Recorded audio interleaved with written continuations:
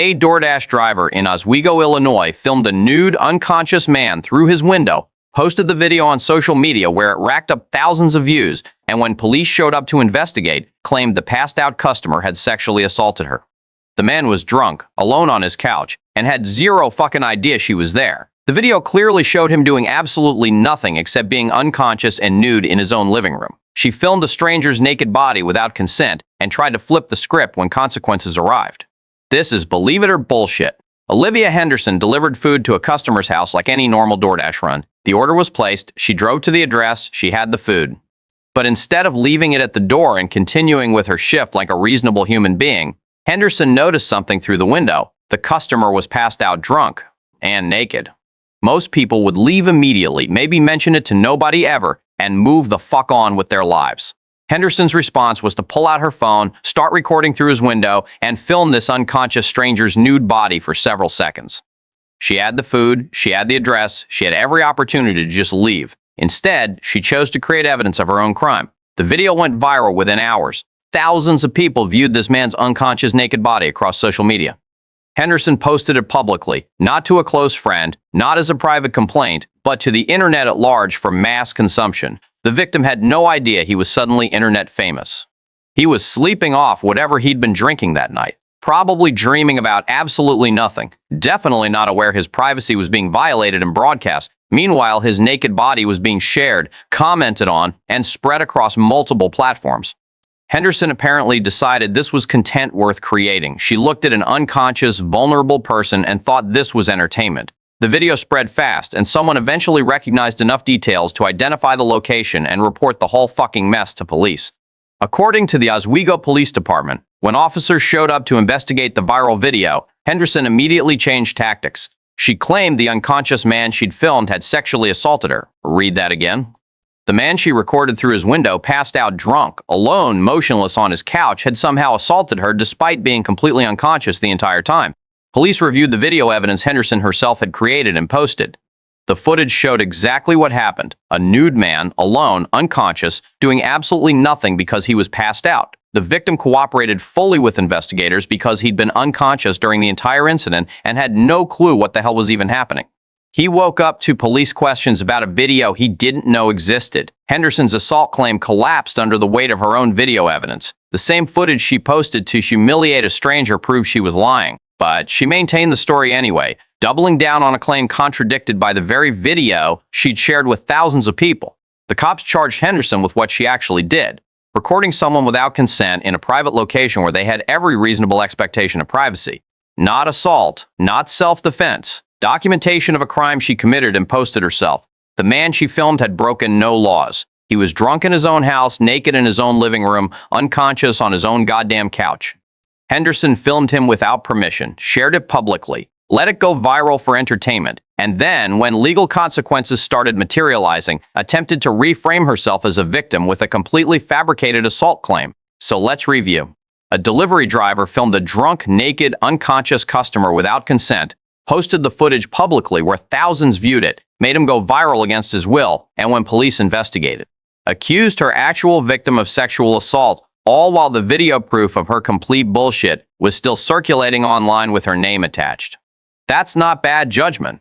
That's a masterclass in self-destruction. That's taking one terrible decision and systematically making it worse at every possible opportunity until you need legal representation.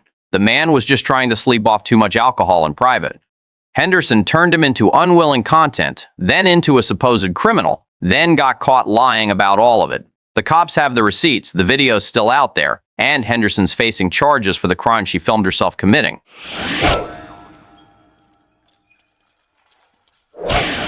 And if you thought that was the dumbest shit you'd hear tonight, congratulations, you're optimistic. Joshua Mulnix of Florida decided the best way to handle a dispute with a construction worker was to steal the man's SUV, attempt vehicular homicide, strip naked, and hide inside a porta potty clutching two wooden stakes like some feral wilderness creature. Police found him fleeing the portable toilet holding his makeshift weapons before they had to taser his bare ass into compliance. The man ditched his pants, dove into human waste, armed himself with lumber, and still got caught immediately. This is the closing story. Buckle up. Mulnix and a construction worker got into some kind of argument, details unclear, not remotely important. What matters is Molnick's conflict resolution strategy involved grand theft auto and attempted murder. He stole the worker's SUV right there on site and then tried to fucking run the guy over with his own vehicle. That's not road rage. That's premeditated stupidity with horsepower. The construction worker had to dodge his own SUV, being weaponized against him by a man who apparently never considered the consequences of stealing a vehicle in broad daylight in front of witnesses at a construction site full of people. Molnick drove off in the stolen SUV, probably feeling very clever about his escape plan. Spoiler, there was no escape plan. Oh, it gets so much fucking worse. Molnick apparently realized that driving a stolen vehicle with everyone knowing exactly who stole it was a poor long-term strategy. His solution? Ditch the SUV, remove his sweatpants for reasons that defy all logic and human decency, and hide naked inside a porta potty at the construction site, not a different location.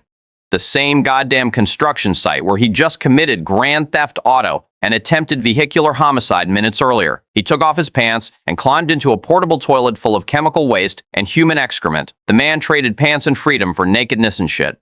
Police were already on their way because someone had just stolen an SUV and tried to murder someone with it. Molnick's master plan was to strip nude and marinate in waste while cops searched the immediate area. He stayed in that porta potty, ass deep in consequences both literal and legal, apparently thinking this would work. It did not work. According to Local 12 News, when Florida police arrived and started searching the site, they eventually located Molnick emerging from the porta potty. He wasn't surrendering. He was running, naked, covered in whatever coating develops from hiding inside a construction site toilet in Florida humidity, and clutching two wooden sticks in his hands like he'd improvised weapons from construction materials while squatting in human waste.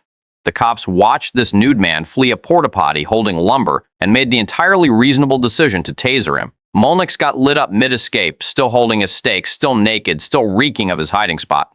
Officers arrested him on multiple charges, including grand theft auto and attempted aggravated battery with a deadly weapon, the SUV he'd stolen and tried to use as a murder implement.